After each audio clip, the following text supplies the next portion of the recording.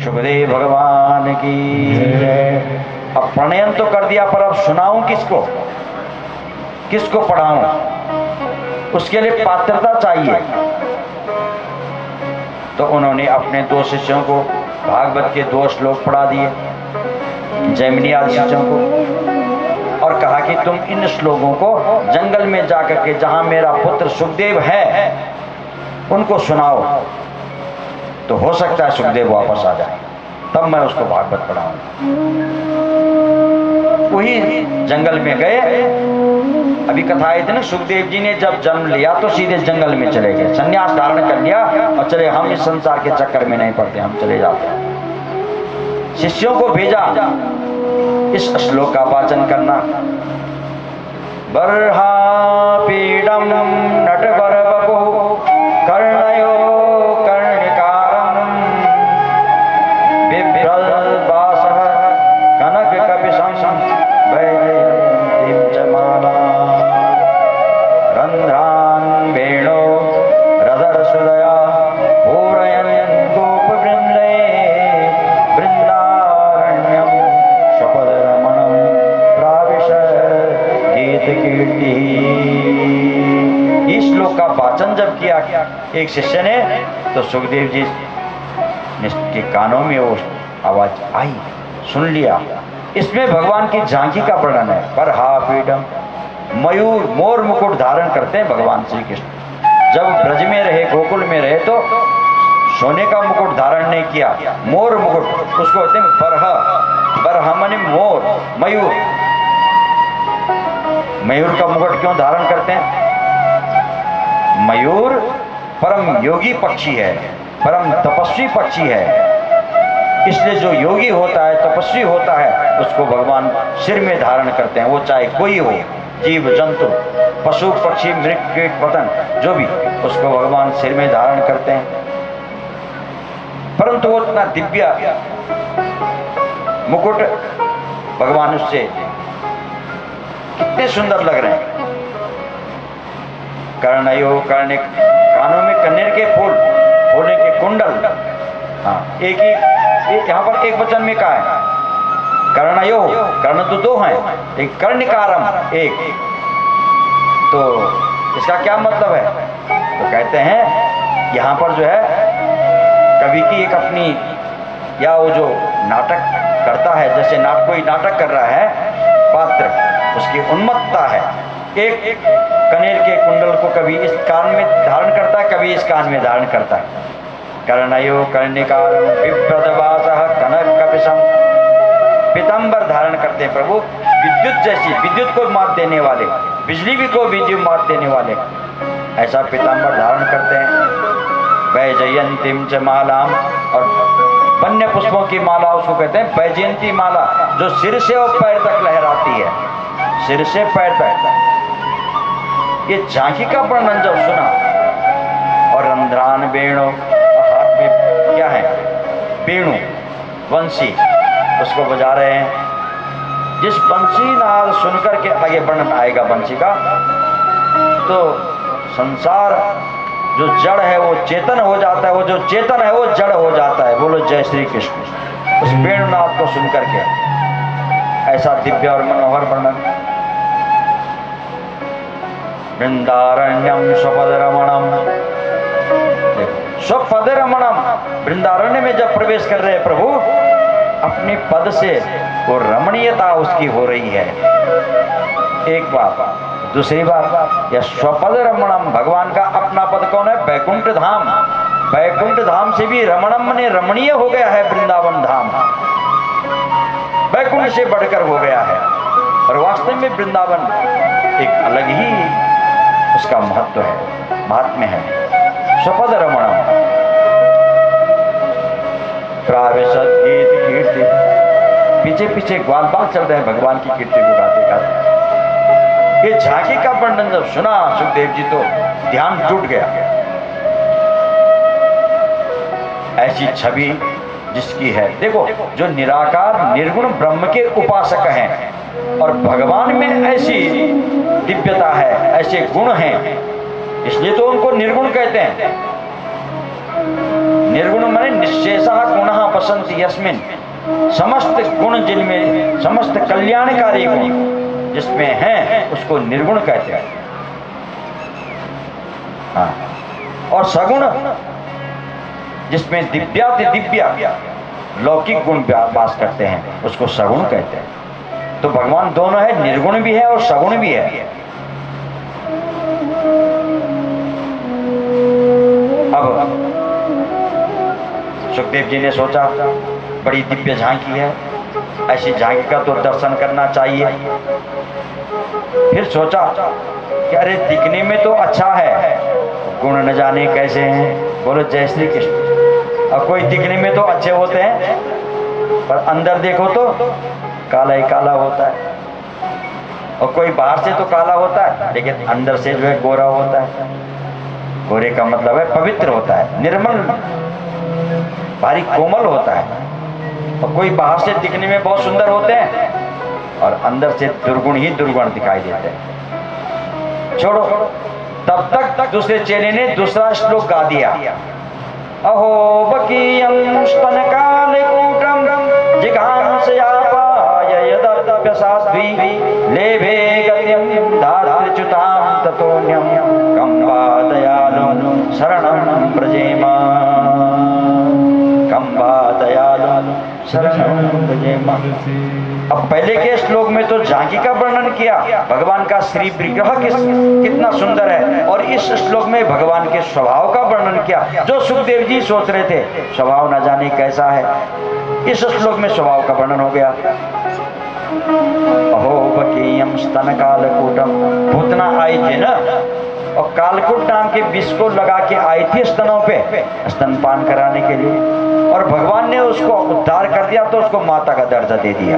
बोलो जय श्री कृष्ण। जो विषपान कराने आई उसको माता का दर्जा, इससे बड़े दयालु कौन हो सकते हैं। बाल कृष्ण लाल की जय। जो हमको मारने आ रहा है और हमने उसको वैकुंठ का पद दे दिया, साहित्य मुक्ति प्रदान करा दी उसको, तो इससे बढ़कर दयालु कौन हो सकता है। सुखदेव जी ने कहा ऐसे को तो हम जरूर मिलेंगे और जरूर सुनेंगे। शिष्यों के पास आ गए, और सुनाओ। बोले अब हम नहीं जानते हैं। कौन जानता है। आपके पिताजी जानते हैं। हाँ, आपके पिताजी। अच्छा, तो ये तो सुनना ही पड़ेगा। चलिए पिताजी के पास। और सुखदेव जी चल पड़े। जन्म लिया था तो सीधे गए कि नहीं हम संसार में नहीं रहेंगे।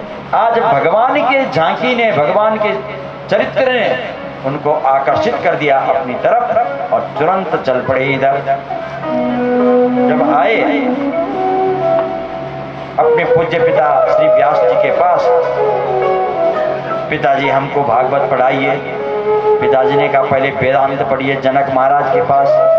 जनक जी के यहाँ गए और वहाँ वेदांत पढ़ने के लिए जनक जी ने स्वीकृति तो दे दी, लेकिन 5 दिन तक प्रतीक्षा कराई। प्रतीक्षा कराई तो सुखदेव जी फिर भी प्रसन्न। 5वें दिन जनक महाराज ने कहा प्रभु हम आपको वेदांत नहीं पढ़ा सकते हैं। क्यों? आप स्वयं वेदांत हैं, हम में वो सामर्थ्य नहीं। बाल कृष्ण लाल की जय।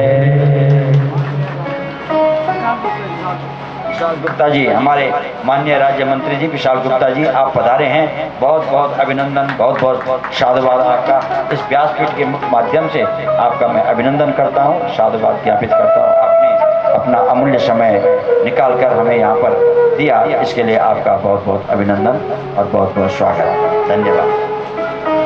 बाल कृष्ण लाल की जय। वेदांत नहीं पढ़ा सकते, आप स्वयं वेदांत हैं। बहुत बहुत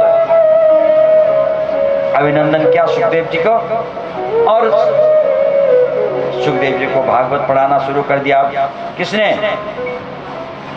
सुखदेव जी को व्यास पढ़ाना, भागवत पढ़ानी शुरू कर दी। किसने? व्यास जी।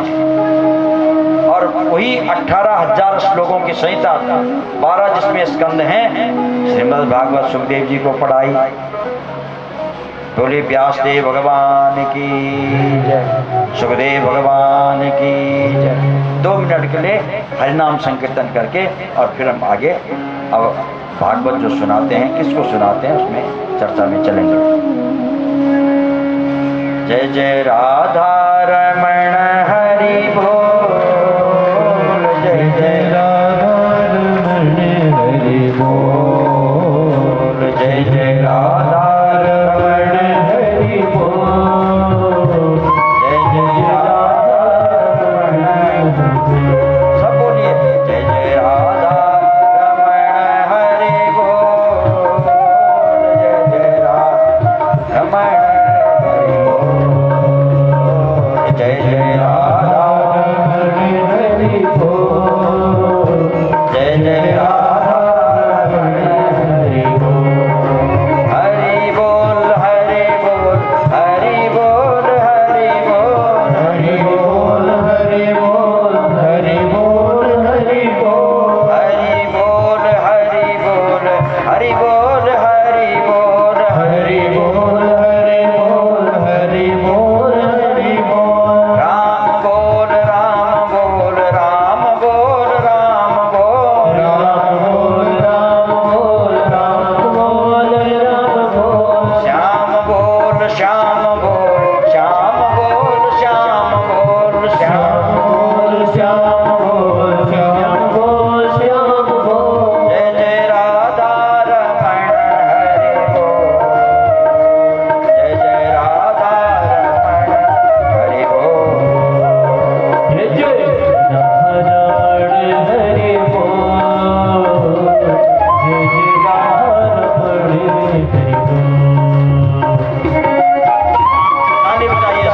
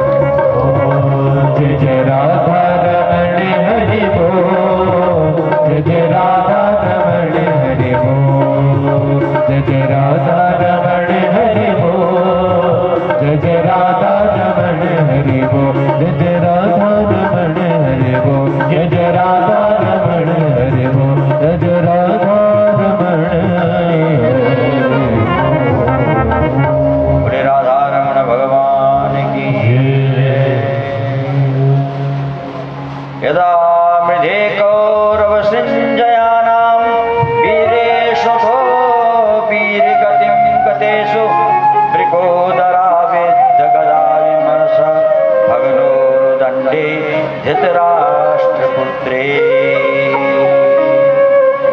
अब वेद व्यास जी ने भागवत अब सुखदेव जी को पढ़ाई और उस सुखदेव जी ने वो भागवत परीक्षित महाराज को सुनाई। ये परीक्षित कौन है महाराज?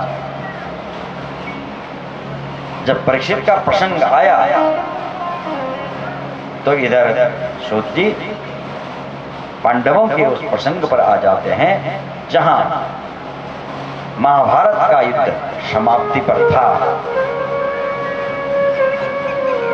बड़े बड़े योद्धा सब मारे जा चुके थे। महाभारत कौरव दल पूरा मारा जा चुका था, केवल 2-4 शेष बचे हुए थे। दुर्योधन अंतिम सांसें गिन रहा था। देखो महाभारत में दुर्योधन को मंदमति कहा है। मति 3 प्रकार की होती है।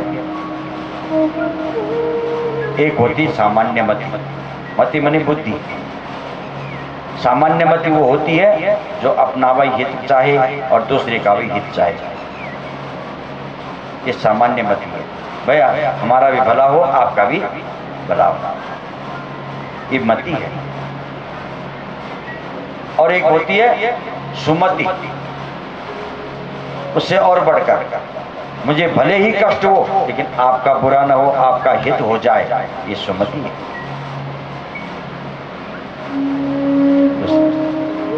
और एक होती है, एक होता है महामति। तो महामति कौन है? जो अपना मेरा भले ही बुरा हो जाए लेकिन आपका बुरा ना हो। ये तो कोई संत ही कर सकता है, ये तो कोई महापुरुष ही कर सकता है। मेरा भले ही बुरा हो जाए, अहित हो जाए मेरा, लेकिन आपका अहित नहीं होना चाहिए। ये तो महामति, महामति ऐसे हैं। युधिष्ठिर महाराज महामति है, लेकिन दुर्योधन मंदमति है। और मंदमति किसको कहते हैं? जो अपना भले ही बुरा हो जाए, मेरी नाक भी कट जाए तो कट जाए लेकिन आपका सिर कट जाना चाहिए। अपना अहित करके भी जो दूसरे का बुरा करना चाहता है उसका नाम है मंदमति। और वही मंदमति कहा है दुर्योधन को श्रीमद् ये महाभारत में, मंदमति। अश्वत्थामा को बोला, देखो दुर्योधन बोल रहा है कि हम थे 100 भाई और पांडव थे 5 भाई, लेकिन हुआ क्या कि 100 में से एक भी नहीं बचा और पांडव 5 में से एक भी नहीं मरा। अश्वत्थामा बोला, गुरुपुत्र है, द्रोणाचार्य का पुत्र है अश्वत्थामा। अश्वत्थामा ने कहा, मित्र तुमने ऐसे लोगों को अपना ये सेनापति बनाया जो अंदर मन से तो पांडवों का हित चाहते थे और लड़ाई तुम्हारी तरफ से कर रहे थे, चाहे वो पितामह भीष्म और चाहे वो मेरे पिता द्रोणाचार्य, वो अंदर से पांडवों का पक्ष करते थे, चाहते थे। अगर तुमने उनकी जगह पर मुझे सेनापति बनाया होता। अब दुर्योधन ने कहा, अब ये भाषणबाजी मत करो, तुम मेरे लिए क्या कर सकते हो बताओ। बोले, मैं तुम्हारे लिए अभी भी सब कुछ कर सकता हूं। मैं आज ही रात्रि में पांडवों को मार करके उनके सिर काट करके मैं सिर तुम्हारे पास ले आऊंगा, ये तुम्हारे लिए कर। और ये जो पराजय है ये विजय में मैं बदल सकता हूं। बोलो जय श्री कृष्ण। हाँ, पराजय को विजय में।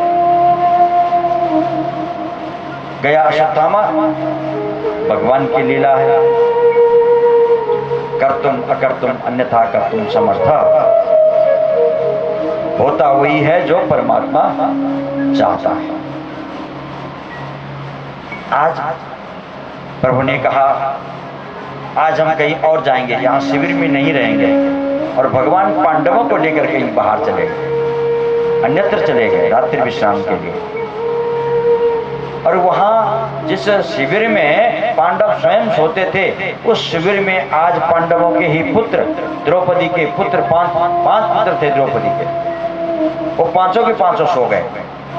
और अश्वत्थामा जब आया, इसको कहते हैं काक उल्लूक न्याय। काक उल्लूक न्याय कहते हैं, उसने उसका प्रयोग किया काक उल्लूक न्याय का, और रात्रि में आकर के चुपचाप उनको पांडव समझ कर ही करके ही निद्रा अवस्था में, सोई हुई अवस्था में उनके सिर काट दिए, पांचों के पांचों। वो बालक थे और पांचों के सिर पकड़ करके ले आए, उठा करके और दुर्योधन के पास ले आए। पहले तो दुर्योधन प्रसन्न हुआ जब अश्वत्थामा ने कहा, मित्र मैं पांडवों के सिर काट करके ले आया हूं, लो। और जैसे ही पकड़े वो सिर, देखा दुर्योधन ने तो रो पड़ा, अरे मूर्ख, ये पांडव नहीं, ये तो पांडवों के पुत्र हैं, इनको मार करके तुमने हमको कोई जल देने वाला भी नहीं रखा इस संसार में, बहुत बड़ा जघन्य पाप कर दिया तुमने तो। और अब इस दुख से दुर्योधन का प्राणांत हो गया, मर गया, प्राण त्याग दिया दुर्योधन। इधर शिविर में हाहाकार मच गया। जिस माता के पांचों पुत्र एक साथ वीर गति को प्राप्त हो जाए तो उस माता पर क्या बीतेगी। माता शिशूनाम निधनम सुतानाम निशम्य घोरम परितप्यमाना तदा कलाकुलाक्षी ताम सांतयन्ना किरीटमाली। माता रो रही है, विलाप कर रही है। निशम्य घोरम परितप्यमाना, अत्यंत तापित हो गई, अत्यंत कष्ट, शोक छा गया पूरे पांडवों में। जैसे कैसे माता धीरज बंधवाया, अर्जुन भी आ गए, भगवान भी आ गए। अर्जुन ने कहा, देवी जिस पापी ने जघन्य अपराध किया है, मैं पकड़ करके ला करके तुम्हारे पास उसको मृत्यु दंड दूंगा। जो तुम चाहोगी, जैसी मृत्यु चाहोगी वैसा मृत्यु दंड मैं उसे दूंगा। अश्वत्थामा भागा, पीछे से अर्जुन भागे, अर्जुन के साथ में भगवान श्री कृष्ण भी भागे। बोलो जय श्री कृष्ण। हाँ, भगवान कृष्ण अर्जुन को नहीं छोड़ते।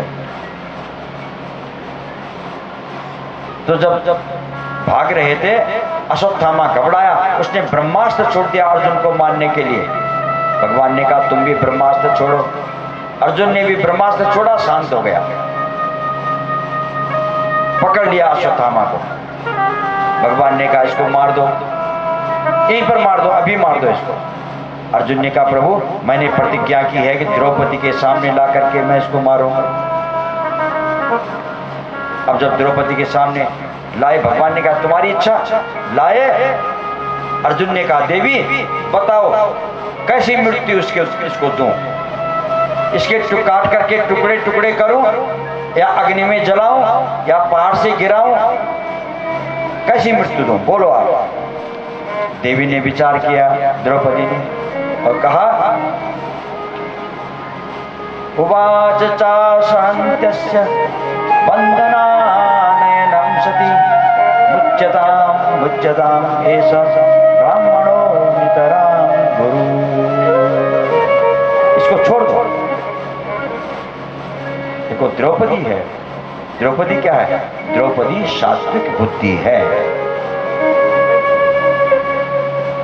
जिस द्रौपदी के जिन जो 5 नारियां हैं जिनके स्मरण करने से शरीर भी पावन बन जाता है, पवित्र बन जाता है, उसमें द्रौपदी का भी नाम है। अहिल्या, द्रौपदी आया ना उसमें द्रौपदी का नाम लेने मात्र से नारी जगत का शरीर पावन हो जाता है, पवित्र हो जाता है, निर्मल हो जाता है मन। द्रौपदी का नाम, अहिल्या का नाम निकालने से, कुंती का नाम निकालने से, सीता का नाम निकालने से नारी जाति पवित्र हो जाती है, पावन हो जाती है। वो द्रौपदी गलत काम कैसे करवाई? मुच्यताम मुच्यत, छोड़ दो इसको। क्यों? इसने इतना बड़ा पाप किया है। बोले किया है, लेकिन इसने जो पाप किया है, मैं उन पुत्रों की माता हूं जो भुक्त भोगी हूं, मुझे इस पर दया नहीं आ रही, मुझे इसकी माता पर दया आ रही है। जब जब आप इसको मारेंगे, इसकी माता पर क्या बीतेगी? एक नारी की जो दशा है, एक नारी का जो दर्द है, एक नारी ही समझ सकती है। मैं समझ सकती हूँ कि इसकी माता पर क्या बीतेगी, इसलिए मैं इसके मारना नहीं चाहता। छोड़ दो इसको, मुच्यताम छोड़। युधिष्ठिर ने कहा बिल्कुल, द्रौपदी ठीक कहती है, धर्मराज है। भीम ने कहा नहीं, मैं तो इसको छोड़ने वाला नहीं। अर्जुन ने कहा तो मेरी प्रतिज्ञा का क्या होगा? धर्मराज मना कर रहे हैं, द्रौपदी मना कर रही, तो मेरी प्रतिज्ञा का क्या होगा? भगवान को पूछा, प्रभु अब आप ही इसका निर्णय करें कि क्या किया जाए। भगवान ने कहा सुनो, शास्त्र क्या कहते हैं?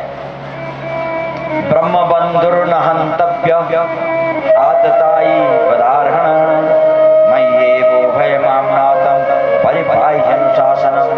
शास्त्र कहते हैं ये ब्रह्म बंधु है ना, न हंतव्य, ये मारने योग्य नहीं है। ब्राह्मण है, कैसा भी, चाहे ब्रह्म बंधु है। ब्रह्म बंधु का मतलब होता है निकृष्ट ब्राह्मण भी है। निकृष्ट ब्राह्मण वो मारने की योग्य नहीं होता है, पद योग्य नहीं होता है।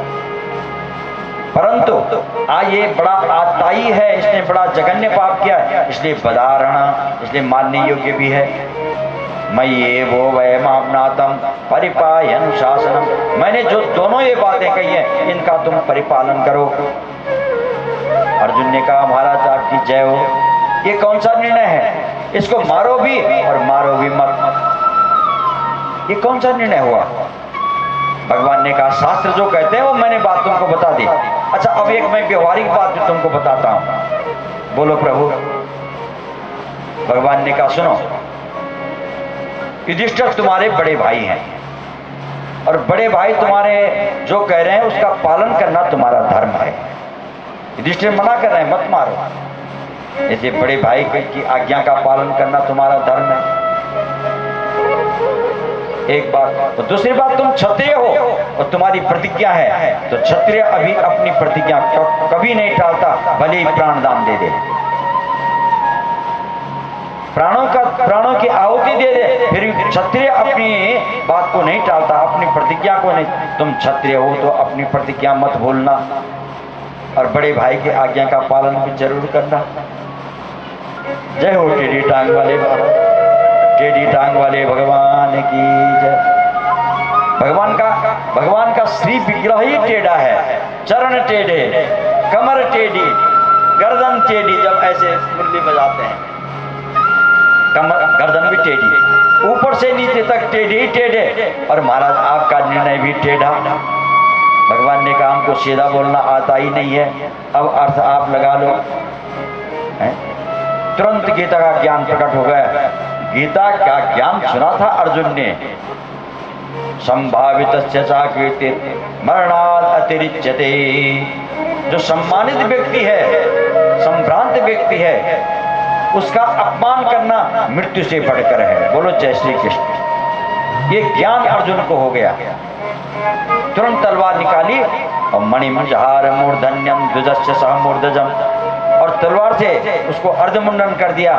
अश्वत्थामा के मस्तिष्क पर मणि थी, उस मणि को भी निकाल दिया, मैंने तेजहीन कर दिया उसको, और शिविर से धक्का मार करके बाहर निकाल दिया। जा हट जा यहाँ से, अपमानित कर दिया। वही ब्राह्मण की मृत्यु है।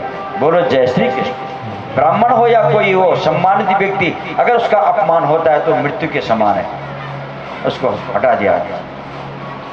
बोले बाल कृष्ण लाल की जय। अब अश्वत्थामा को अभी भी और अमर्ष हो गया, इन्होंने मेरा अपमान कर दिया, मेरी बेइज्जती कर दी। अच्छा अभी मैं इनके वंश को निर्मूल ही, 5 थे, 5 को मैंने मार दिया। अभी उत्तरा के गर्भ में एक बीज बचा हुआ है। उत्तरा कौन थी? अर्जुन की पुत्रवधू। अर्जुन के पुत्र कौन थे? अभिमन्यु। अभिमन्यु तो महाभारत में मारे जा चुके थे, लेकिन उनकी पत्नी गर्भवती थी, उत्तरा नाम था। अब मैं उस गर्भ के बचे हुए बीज को भी नष्ट कर देता हूँ। उसने ब्रह्मास्त्र छोड़ा और उत्तरा के गर्भ में भेज दिया ब्रह्मास्त्र को, और वो जलने लगा, गर्भ जलने लगा। समझ गई उत्तरा, पाहि पाहि महायोगिन, तुरंत भगवान की शरण में चली गई। हे कृष्ण हे गोविंद, पाहि पाहि महायोगिन, देव देव जगत्पते, नान्यं तदभयं पश्ये यत्र मृत्यु परस्परम। अब आपके सिवा मुझे कोई नहीं बचा सकता। मैं भले ही मैं मर जाऊं, लेकिन मेरा जो गर्भ है वो नष्ट न हो, वो बच जाए, ऐसी कृपा कर दो। तुरंत भगवान ने देर नहीं लगाई, भगवान ने तुरंत अंगुष्ठ मात्र का शरीर धारण किया और माता उत्तरा के गर्भ में प्रवेश कर गए।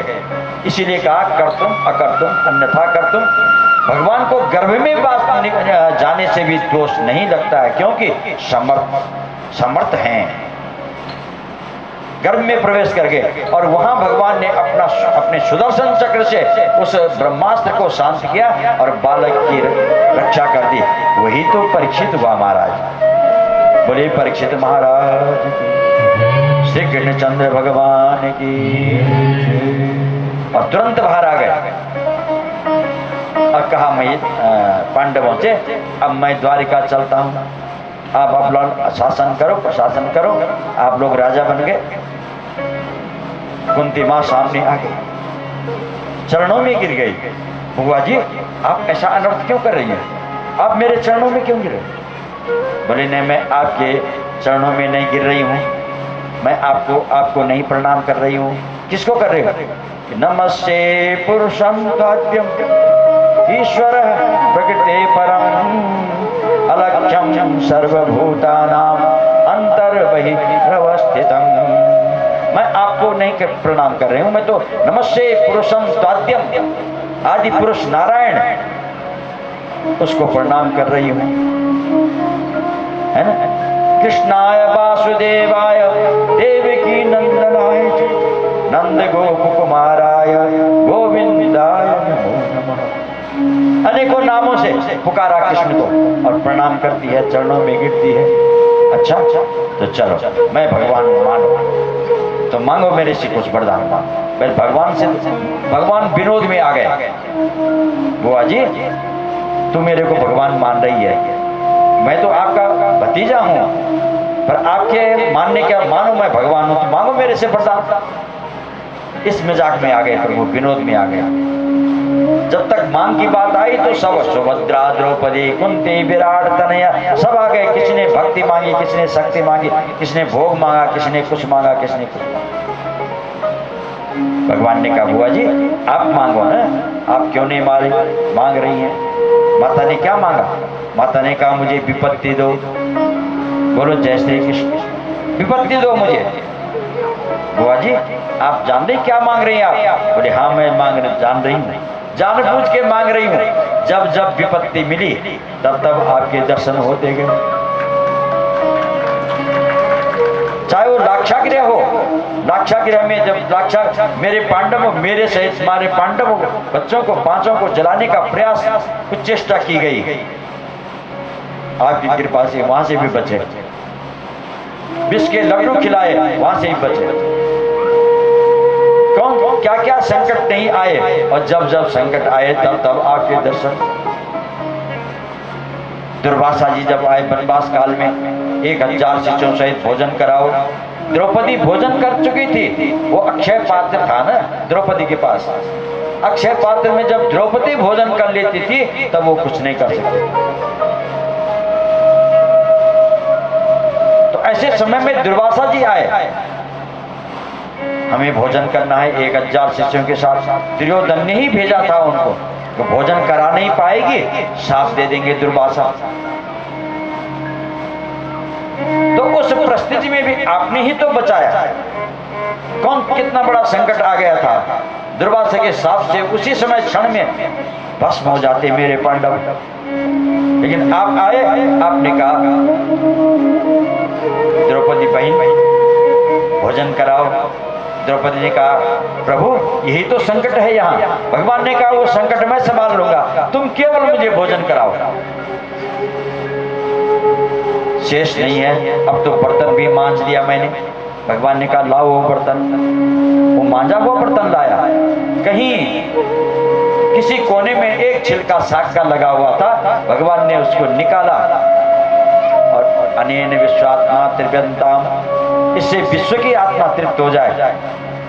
ऐसा जब कहा तो दुर्वासा जी स्नान करने गए थे शिष्यों के साथ, वहीं उनके पेट भर गए और महाराज उल्टी करने वाले थे। अब भोजन की तो चाह ही नहीं और वहीं से वापस हो गए, लौट गए वहां से। तो कुंती कह रहे प्रभु आपने कैसे कैसे संकटों से हमको बचाया, इसलिए वो संकट आते रहे और तब आपके दर्शन होते रहे। विपदः नैव विपदो संपदो नैव संपदः, विपद विस्मरणं विष्णु संपन्न नारायण स्मृति। विपत्ति क्या है? भगवान को भूल जाना विपत्ति है। संपत्ति क्या है? भगवान को स्मरण करना संपत्ति है। इसलिए वो आपका स्मरण बना रहे, वही तो मेरे लिए सबसे बड़ी संपत्ति है। दूसरी बात, मेरे पांडवों की जो मन की प्रवृत्ति है, जिस प्रकार गंगा की धारा निरंतर बहती है और समुद्र में गिरती है, उसी प्रकार मेरे पांडवों की मन की जो गंगा की धारा है वो आपके श्री चरणों में, आपके श्री चरणों के समुद्र में गिरती रहे एक अविच्छिन्न गति से। अविच्छिन्न का मतलब टूटे नहीं, हाँ, निरंतर आपके चरणों में वो धारा, हमारे पांडवों की मन की प्रवृत्ति आपके श्री चरणों में बहती रहे। तो ऐसा वरदान दे दो। भगवान ने कहा अब नहीं जाता हूं द्वारिका, कोई बात नहीं, कुछ दिन और रहता हूं। बाल कृष्ण लाल की जय। अब भगवान फिर रुक गए, रात्रि में सो रहे हैं, मेहमान घर में है तो थोड़ा सावधानी रखनी पड़ती है, कहीं नींद आ रही कि नहीं आ रही है, कोई कष्ट तो नहीं हो रहा मेहमान को। युधिष्ठिर आए, भगवान कृष्ण के कक्ष में गए, देखा तो भगवान रो रहे हैं। अंदर गए, कन्हैया, युधिष्ठिर बड़े भाई है ना, इसलिए सीधे पुकारते हैं, कन्हैया क्या बात है? बोले मेरा भक्त मुझे याद कर रहा है। आपका भक्त कौन है? बोले भीष्म पितामह। हाँ, चलिए कुरुक्षेत्र में। अभी भीष्म पितामह ने क्या शरीर नहीं त्यागा है, बाणों की सैया में विराजमान है और वहां चले गए। जैसे जाते हैं, सुभद्रा, द्रौपदी, कुंती, विराट तनया तथा गांधारी, धृतराष्ट्र, युत्सुर, गौतमो ययो रथेन धनंजय। अर्जुन के सहित रथ में बैठकर विराजमान होकर के भगवान श्री कृष्ण गंगा तट पर कुरुक्षेत्र में पहुंच जाते हैं, जहाँ भीष्म पितामह बाणों की सैया पर विराजमान है। और जैसे पहुंचते हैं वहां पर तो मन ही मन भीष्म पितामह ने भगवान को प्रणाम किया, पांडवों ने प्रणाम किया, अर्जुन सामने गए, चरण स्पर्श के प्रणाम किया, पितामह को प्रणाम। अर्जुन तुम्हारा वो सारथी कहाँ है? भगवान सामने आ गए, प्रभु ये हूँ मैं। पितामह ये तो हूँ, प्रणाम आपको। पितामह ने कहा अरे जब आए हो तो इधर उधर क्यों रहते हो, सामने आओ ना। भगवान ने कहा सामने हो। बोले ऐसे नहीं, हाँ, प्रसन्न हासार लोचनो मुखाम्बुजो श्याम चतुर्भुज, ऐसा लटकाया चेहरा नहीं देखना है मैंने। हाँ, जरा प्रसन्न हासार लोचन, प्रसन्न बदन, जैसे आपकी हंसी है तो वैसी हंसमुख चेहरे से सामने आओ ना। भगवान थोड़ा हंसे और उसी क्षण पितामह भीष्म की जो बाणों की वेदना थी, पीड़ा थी, वो समाप्त हो गई। बोलो जय श्री कृष्ण। हाँ, बाणों की पीड़ा समाप्त हो गई। भगवान ने कहा गोविंद तुम आए, मुझे दर्शन दिए अंतिम समय में। गोविंद ने कहा पितामह ये आपके पोते हैं, पांडव के राजा बन गए हैं, इनको कुछ अपना अंतिम उपदेश दो, ज्ञान दो। कोई भी परिवार का बूढ़ा व्यक्ति जब जाता है तो अपनी बात कुछ जब कहता है तो बड़े ध्यान से हम उसको सुनते हैं। अंतिम समय है, न जाने क्या बोलता है, कौन सा रहस्य बोलता है, कौन से मर्म की बात बोलता है, ये हमारी जिज्ञासा होती है। और कोई बोलता है तो हम उसको बड़ी चाव से सुनते हैं और स्मरण रखते हैं कि ऐसा बोला मरते समय। होता है कि नहीं होता? स्वाभाविक है। ऐसे ही पितामह वो तो धर्म धुरीण है, धर्मध्वज है। महाभारत में जब ये उपदेश किया युधिष्ठिर को विष्णु सहस्त्र नाम का जब युधिष्ठिर ने प्रश्न किया था, को धर्म सर्वधर्माणाम भवतः परमो मतः किं जपन मुच्यते जंतुर जन्म संसार बंधनात्। आप लोग विष्णु सहस्त्र नाम का पाठ करते हैं। तो युधिष्ठिर ने पूछा कि सबसे बड़ा धर्म क्या है मनुष्य मात्र का है? तो भीष्म पितामह क्या कहते हैं, जगत प्रभुम देव देवम अनंतम पुरुषोत्तमम स्तुमन नाम सहस्रेण, है ना? ये अनंत पुरुषोत्तम नाम कई नामों से पुकारा और वो विष्णु सहस्त्र नाम भीष्म पितामह के मुखारविंद से प्रकट हुआ। बोले पितामह भीष्म की, श्री कृष्णचंद्र भगवान की। तो भगवान बोल रहे हैं पितामह ये आपके पोते हैं, इनको आप कुछ शिक्षा दो, ज्ञान दो। पितामह ने कहा युधिष्ठिर सर्वप्रथम तुम सदग्रस्त हो और सदग्रस्त का कर्तव्य है आलस्य को त्याग करके भगवान की अर्चना करना, पूजा करना और दान देना। हाँ, ये सदग्रस्त का पहला कर्तव्य। समस्त आश्रमों जितने भी वर्ण हैं सबकी सेवा करना और दान करना, जितना हो सके उदारता से दान करना। कई प्रकार के दान होते हैं, बड़े बड़े दान है पंचमहादान, जैसे कन्यादान है ना, गोदान, स्वर्णदान, अन्नदान, भूमिदान, ये 5 महादान बताए गए। ये अवश्य करने चाहिए, सदगृहस्थ को अवश्य करना चाहिए अपनी शक्ति और सामर्थ्य के अनुसार। भूमि के दान की महिमा बताई, अन्नदान की भी महिमा बताई। दान धर्मान राजधर्मान मोक्ष धर्मान विभागशः स्त्री धर्मान भगवत धर्मान समास व्यास योगतः। दान धर्म की महिमा बताई, राजधर्म की बेहतर महिमा बताई। राजा कैसा होना चाहिए, प्रजापालक होना चाहिए, निस्वार्थ होना चाहिए, प्रजा के साथ स्वार्थ का व्यवहार नहीं करना चाहिए, प्रजा का पालन पुत्रवत करना चाहिए। राजधर्मान मोक्ष धर्मान विभागश, मोक्ष धर्म का भी, धर्म अर्थ काम और मोक्ष इन चारों पुरुषार्थों का भी वर्णन किया। स्त्री धर्मान, स्त्री धर्म का भी वर्णन किया। पातिव्रत्य धर्म का, पतिव्रता स्त्री कैसी होनी चाहिए, मन वचन कर्म से जो पति की सेवा करे, मन से वचन से कर्म से।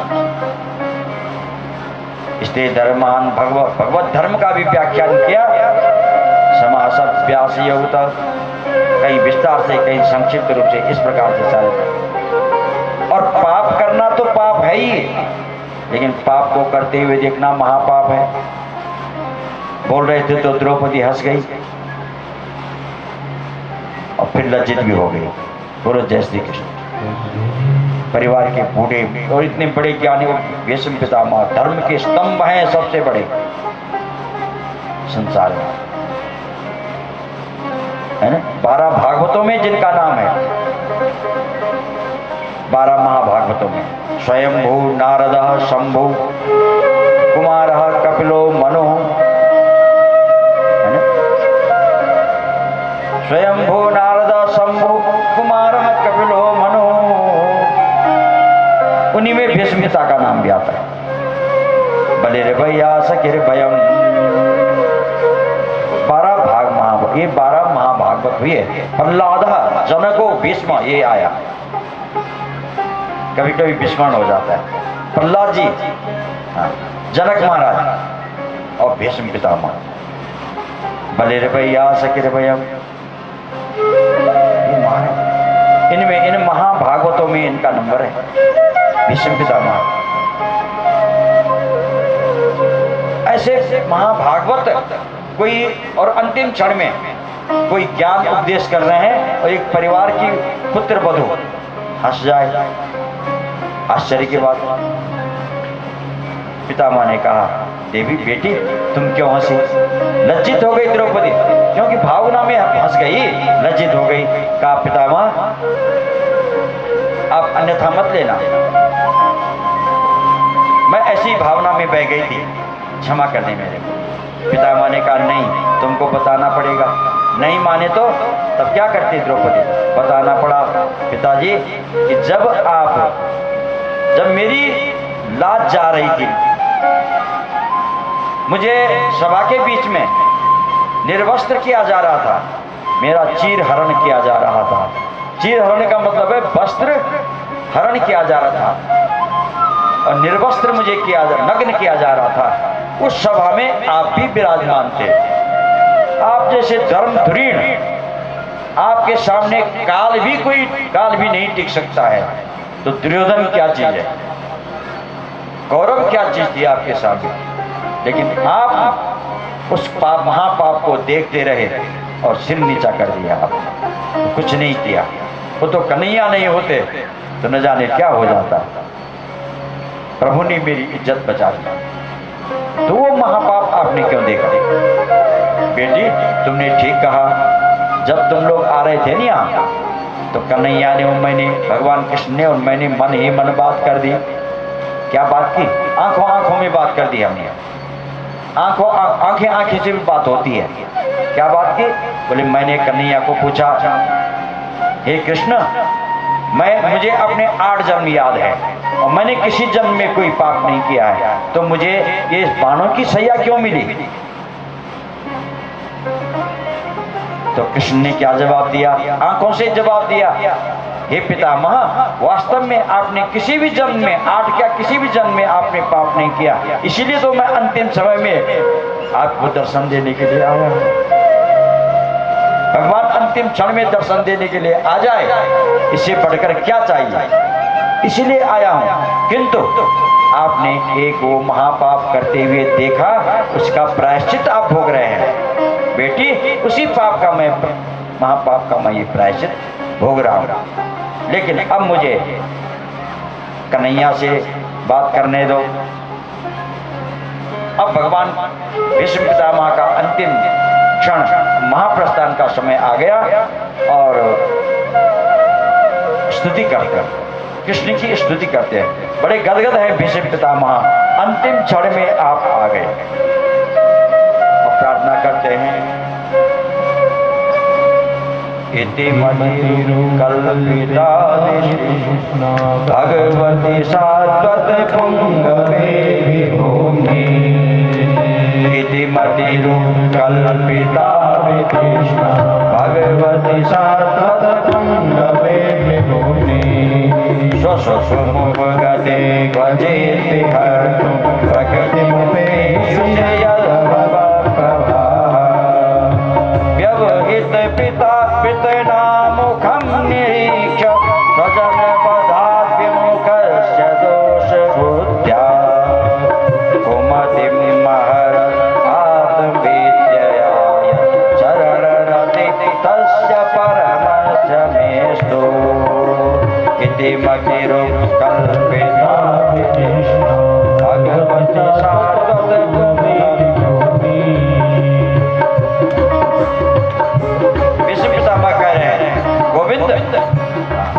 आप सामने रहना।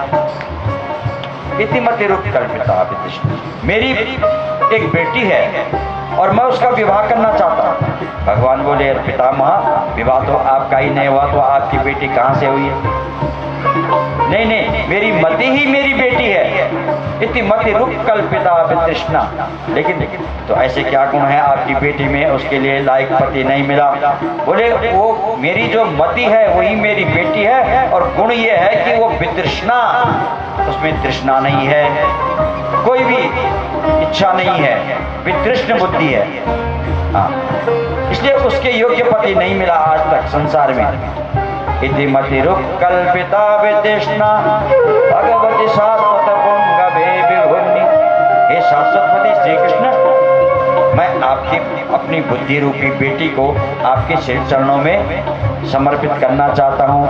आज आप मेरी बुद्धि के लिए, बुद्धि रूपी बेटी के लिए पति, योग्य पति मिल गए, और मैं अपनी बुद्धि को रूपी बेटी को आपके चरणों में समर्पित करना चाहता हूँ। शाश्वत पुंगवे विभूमि स्वशोमपगते प्रकृति संसार के प्रभावमान समय में, है ना, आप क्या करते हैं? बोले जगत को आश्रय स्वसुखम। भाई आप ही अपने क्रीड़ांगन के लिए तो आप संसार का निर्माण करते हैं, तब आप क्रीड़ा कर रहे हैं। ऐसे आप स्वच्छंद क्रीड़ा करने वाले शाश्वत पति, शाश्वताम पति, विष्णुवंशीय जो आप कृष्ण हैं, अब मैं आपको अपनी बुद्धि रूपी बेटी को समर्पित करना चाहता हूँ। और प्रभु मेरा अंतिम क्षण आ गया, क्योंकि इच्छा मृत्यु का प्रदान था। जब इच्छा करेंगे, पिता के द्वारा वरदान मिला था इच्छा मृत्यु का, तो अब इच्छा हो रही कि मैं अब शरीर त्याग दूं। परंतु भगवान के सामने वो झांकी मेरे मन में आ रही है। जब हम महाभारत में लड़ रहे थे, मैं कौरवों की तरफ से लड़ रहा था, आप अर्जुन की तरफ से सारथी थे। और अर्जुन जब मोहग्रस्त हो गया था कि मैं युद्ध नहीं करूंगा, कहा था ना गीता में कि रथोपस्थ उपाविशत्, माने मेरा रथ दोनों सेनयोर उभयोर मध्य रथम स्थापयाम्यच्युत, मेरा रथ जो दोनों सेनाओं के बीच में ले जाओ ताकि मैं देख पाऊं कि मुझे किस किस से लड़ना है। भगवान ने वही किया। देखा तो वहां सब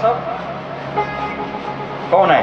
भाई हैं, बंधु हैं, दादा हैं, परदादा हैं, भीष्म पिता हैं, द्रोणाचार्य गुरु हैं, सब अपने ही हैं। जिन्होंने गोद में खिलाया, जिन्होंने पढ़ाया, वो सब गुरु तुल्य सभी वहां विराजमान नहीं। विसृज्य ससरम चापम रथोपस्थ उपाविशत्, और रथ के पीछे भाग में बैठ गया, धनुष बाण छोड़ दिया, है ना। व्यवहृत प्रतना मुखम निरीक्ष स्वजन बधात दोष बुद्धिया, ऐसी दोष बुद्धि आ गई जब अर्जुन की, इसको दोष बुद्धि मान रहे हैं, तो कुमते अहरत आत्म विद्या, आपने उसकी कुमति का हरण कर दिया आत्म विद्या के द्वारा, आत्मोपदेश के द्वारा गीता का उपदेश किया, उसकी कुमति आपने दूर की, और तब वो तैयार हो गया युद्ध के लिए। वो कुमति आपने दूर कर दी प्रभु। वो झांकी मेरे मन में आ रही है, वो झांकी मेरे मन में आ रही है। और कहा स्वनिगमम अपहाय मत प्रतिज्ञाम ऋतमद कर्तुम अवप्लुतो रथस्थः ऋतरथ चरणो भया चलद गो हरिव हंतुमिभं गतोत्तरीय। देखो आपने मेरी प्रतिज्ञा रखने के लिए अपनी प्रतिज्ञा छोड़ दी। क्या प्रतिज्ञा थी भगवान की? भगवान की प्रतिज्ञा थी कि मैं युद्ध में शस्त्र नहीं उठाऊंगा। और यहां मैंने प्रतिज्ञा की कि मैं भी शांतनु नंदन नहीं, अगर मैंने कृष्ण को शस्त्र उठाने पर विवश नहीं कर दिया है, विवश कर दूंगा इसको, ऐसी प्रतिज्ञा मैंने कर दी। आज हरि ही जो शस्त्र न कहाऊं, आज हरि ही जो शस्त्र न कहाऊं, तो लाजो गंगा जननी को शांतनु सुत न कहाऊं। चंदन खंडी महारथी खंडो कपिध्वज सहित गिराऊं। इति न करो तो शपथ हरि की क्षत्रिय गति नहीं पाऊं। मैं शांतनु नंदन नहीं, मैं गंगा पुत्र नहीं, अगर मैंने आज कृष्ण को जो है शस्त्र ग्रहण नहीं करवाया, मैंने इतना महान, इतना भयानक, इतना भयंकर मैंने युद्ध किया, बाणों की वर्षा की कि अर्जुन मरने ही वाला था। आपने अपनी प्रतिज्ञा तोड़ दी और तुरंत रथ से उतरे और एक रथ के टूटे हुए पहिए को हाथ पे उठा करके उसी का सुदर्शन चक्र बना करके मुझे मारने के लिए आप दौड़ पड़े। वो झांकी मेरे मन में आ रही है, गोविंद जब आप दौड़े सुदर्शन लेकर के, तो मैंने कहा बस बस बस बस प्रभु अब कुछ नहीं चाहिए, यही चाहिए था कि आपको मैं विवश कर दूं शस्त्र उठाने में। तो कहने का मतलब है, भीष्म पितामह कह रहे हैं कि आपने स्वनिगमम अपहाय मत प्रतिज्ञाम अधिकर्तुम अवप्लुतो रथस्थः, मेरी प्रतिज्ञा, भक्त की प्रतिज्ञा रखने के लिए स्वयं भगवान अपनी प्रतिज्ञा तोड़ देते हैं। ऐसे दयालु आप वो झांकी मेरे मन में बने। संपद्यमान आज्ञाया भीष्मं नीलगणि ब्रह्मणि। और तुरंत भीष्म पितामह ने अपना ये पांच भौतिक शरीर छोड़ दिया और पांच भौतिक शरीर छोड़ करके और तुरंत पितामह भीष्म के शरीर से एक दिव्य ज्योति प्रकट हुई और उसको भगवान की परिक्रमा करके भगवान के श्री कृष्ण के श्री विग्रह में